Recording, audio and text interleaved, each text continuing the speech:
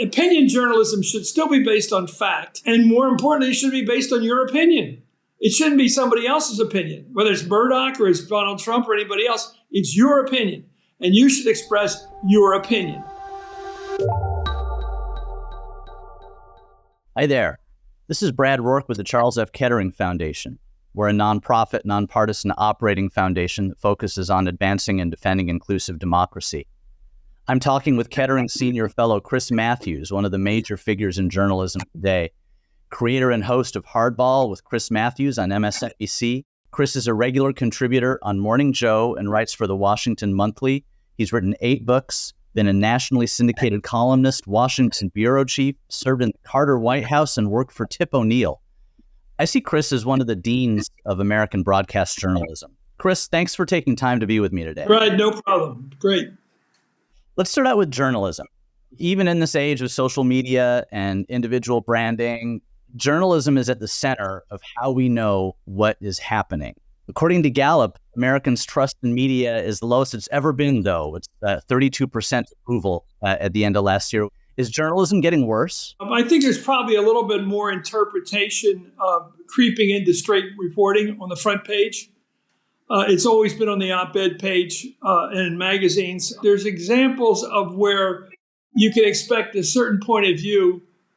And that point of view, and this is the unfortunate part, they don't necessarily disagree. They simply talk around the other side's point of view. You might watch Fox, for example, and hear the concern about people pouring into the country in a surge with no documentation, just showing up and saying, I deserve asylum. On the other hand, you might hear on MSNBC concerns about the way migrants, they're called, are being treated. Well, these are two totally different questions. That's what the real problem with journalism is, not reporting real stories. Are there ways that journalism is getting better, though, at all? This is the important thing about journalism. I can't imagine someone going on the old McLaughlin report, group and not expressing their own personal point of view, whether it's Pat Buchanan or it's Morton Kondracki or whoever it is, Bill Novak, Bob Novak. You say what you think. That's why you get heated arguments, why your face turns red, because you're saying what you think. The idea of getting on the air and not expressing your point of view, but expressing something you're playing to, that's new. That's the corruption, where opinion journalism should still be based on fact. And more importantly, it should be based on your opinion. It shouldn't be somebody else's opinion, whether it's Murdoch or it's Donald Trump or anybody else. It's your opinion, and you should express your opinion. And that's what I worry about, where people don't even express their own personal opinions. I was just talking to another senior fellow, Alexander Vindman, recently about the Carlson interview with Vladimir Putin, in which Putin essentially, he lays out what he thinks is an historical case that Ukraine should be part of Russia. And I'm paraphrasing, but Colonel Vindman thought that Carlson deserves criticism for running that interview. But more importantly, how does journalism as an industry navigate or police itself from this type of reporting? Well, there's some old-time words from the Cold War and from the Second World War. It's called aggression. When you cross a border from one state to another, one country to another, and you attack people, and you say, if you don't submit to me, you're an aggressor. That means you're the bad guy. If you take over another country or you begin to kill people to take it over, you're the bad guy.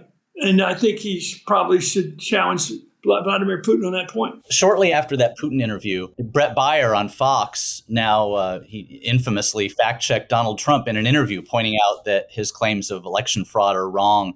You've been on the air with all sorts of powerful people. What kind of courage does it take to push back like that? Well, a network would be hard. Like it would be hard in mass networks to break against. When you challenge the anchor person or to challenge the network point of view, so that takes guts. And I don't know how often you can do it, to be honest with you. I think it's risky. I think networks have a point of view. I mean, I just see numbers where 97% of people who watch MSNBC are Democrats. Well, that's not a broad audience. Or 96% who watch Fox are Republicans or Trumpies. I watch 3 channels. I literally start with MSNBC, then I watch CNN, then I watch Fox. And maybe in that order, too, in terms of how many minutes I give it. But I try to get a sense of how they're avoiding certain topics. and picking up on other topics. You have covered every primary season since 1994. Tomorrow's Super Tuesday. Right. What should journalists be looking for tomorrow? What questions should they be asking, aside from just who won? What was the reason you got up this morning and said, I'm going to vote today? What's your motive? There's an old expression in politics. I learned it from Alan Gregg. He was a Canadian pollster, very smart guy. And he said every politician has three ingredients to look for. Ready? One is motive. Why are you running for office? Two is passion. What do you really cry about? What do you laugh at? What's a real part of your soul, your gut? And third is spontaneity. Trump is fantastic at spontaneity. Fantastic. He's always got a laugh. He makes it. He's a comedian. He's got a brick wall behind him. He's a classic stand-up comic. But passion. We all knew why Churchill was there. We all know why Roosevelt was there. We know why Reagan was there. You can really tell a politician by what motivates him. And the voters the same way. Voters are motivated. If they're poor, if they're minority, they want to get their rights. They want to get voting rights and other human rights. If there are women in some suburban areas, they may say the most important thing is reproductive rights. You know where their rights are. Tell me the voter motivation, and I'll say I know who's going to win the election. Another question about primaries. Setting aside Nikki Haley, if we know the results, and it's overwhelmingly so on both sides, are primaries still important as a thing that we should be doing? Is there something else we ought to be doing? Well, I think they played a role in New Hampshire in 1968, as recently as the anti-Vietnam War theme. I think there was also a lot of people that thought that Gene McCarthy was a friend of Joe McCarthy's. There are a lot of strange votes went on there. And a lot of people voted for him because they didn't like inflation under Lyndon Johnson. So there's a lot of characteristics to a minority vote. But I think it does show an attitude people have about not this guy. Look, here's the thing, Brad. Everything we've talked about in these few minutes, everybody knows. I've not come up with any clever insights into how people think of things we haven't thought of. They've thought of it. They've thought about illegal immigration. They've thought about the food prices. They think about gas prices for all those months. Then in the most primitive sense, we talk about democracy. The individual has a right to have an attitude about his or her president and to feel about that person what they feel personally. They have a right to that individual judgment. And because of television, they can see the president. Ever since the late 40s and early 50s, they can see the president. They can judge him on how old he is, how decrepit he is, or whatever. And they make a personal judgment in their own hearts when they go to bed at night. They have made that judgment. And that's democracy today in the 21st century. Seeing the guy, judging the guy as an individual, and making a judgment about how old he is, whatever, if he's got all his smarts together or not. And I think it's real. Chris, you sent me a note recently about American citizenship. Yeah, it's a big deal. And you're in love with it. I think to be an American citizen is to be able to vote, to belong here, to be naturalized. I've been at a naturalization ceremony in Philadelphia, which I think is one of the most moving experiences of your life if you're American, because you see people from India, from Pakistan, all over the world, all individually having made that commitment to go through all the study to be a proper American. And those people are always waiting in line. So every time somebody comes across the border, just say, that person just took one of the people waiting in line's turn. So don't make sense. Liberalism is not being tolerant. Liberalism is respecting regular order and people who invested their lives in coming here.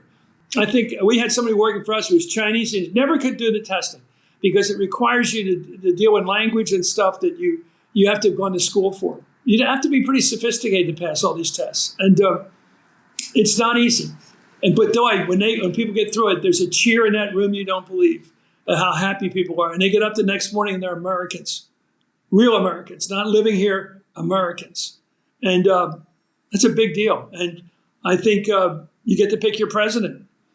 You get to pick your senators. You pick mayors. I was talking to someone, one definition of democracy is to say it's the freedom to choose who your leader is going to be. That's what it is. What kind of a country do you want to live in? Do you want to live in a country where you have a president who's always pressing the guardrails, who's always seeing what he can get away with legally or illegally? Or you have a guy who's somewhat studiously American about it? I think the idea of accepting defeat is the most American of democratic values. to stand up there like Adlai Stevenson or John McCain or Hillary Clinton and face the American people on television and looking in their eyes and said, I'm sorry I let my people down. I tried to win this election. I couldn't do it. The other guy won and he deserves your support. I mean, that is America. Trump failed that test. He may fail it again. I think it's like not paying your bills. Your bills in a democracy are accepting defeat when you lose. When I was in the Peace Corps out in Africa, I was always proud of the fact that I could say, not only do we have elections, we have honest elections. And we don't have stolen elections. And we don't have a bunch of characters that go around accusing every time they lose an election of it being stolen. Or people that keep punishing people they defeated an election, like Ali Bhutto. Let's go hang the guy. We won the election. We aren't like that. We are not like that. And I think Trump is being judged on things he did, and he'll have to pay for eventually. And I think that he lost the election, and Mike Pence is a hero, and Liz Cheney's a hero, and Brad Raffensperger from Atlanta is a hero. I interviewed him. And when Trump called him up and said, I won 12,000 votes, find me 12,000. What the hell did that mean? Find me 12,000 votes. That is treachery in a democracy. Shifting gears, do we as a society owe any protection to journalists? I think there's a lot of risk-taking in good journalism. I think there's nothing like being a war reporter, a war correspondent, or even a foreign correspondent. I love those people. What about U.S. journalism? Risks. What do we owe? Readership, viewership. That's all. I mean, there's risks in it. I don't think anybody's asking for bodyguards. It comes with the territory. And you're going to get nasty notes delivered to your front door. What, are you kidding me?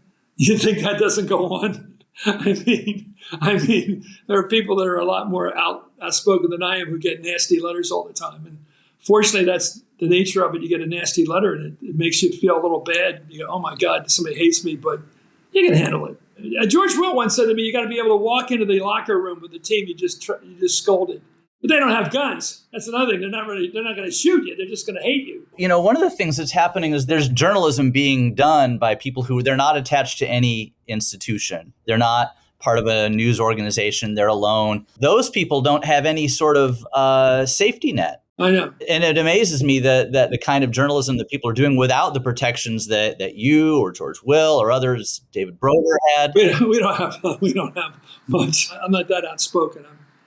I'm within the bubble, except when they come to the neocons who took us into a war with Iraq, which I thought was awful. I didn't think America was capable of being led into a war like that so easily. And we were.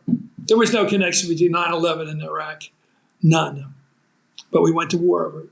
So with that history in mind, what kind of watchdog function do journalists need to be performing now? I don't know. I think they're the ones that you think of. I don't think they've ever had anything like protecting them. Congress people need protection. Obviously, the crazies are out there to get people like Paul Pelosi. But I haven't seen that danger coming to reporters. Luckily, you know what? The good luck is nobody's watching the other side. Like conservatives aren't sitting around watching MSNBC and getting mad at them. And liberals aren't watching Fox and getting mad at them. They don't watch each other's shows. That's the danger. So wait, are we safely in two bubbles? Is that best? Is that best for us? They want the comforting bubble. They want people to say, I agree with you completely. The best answer to some shows is, I completely agree with you. What? We just asked the question. But the question carries with it the answer. You know what the answer is. Yes, I completely agree with you on that. What's one thing that you want journalists to do for democracy in the next 2 months? Balance out everything you say with the alternative. Because will be official tomorrow who our nominees are going to be. Super Tuesday is super in that sense. It's the Super Bowl.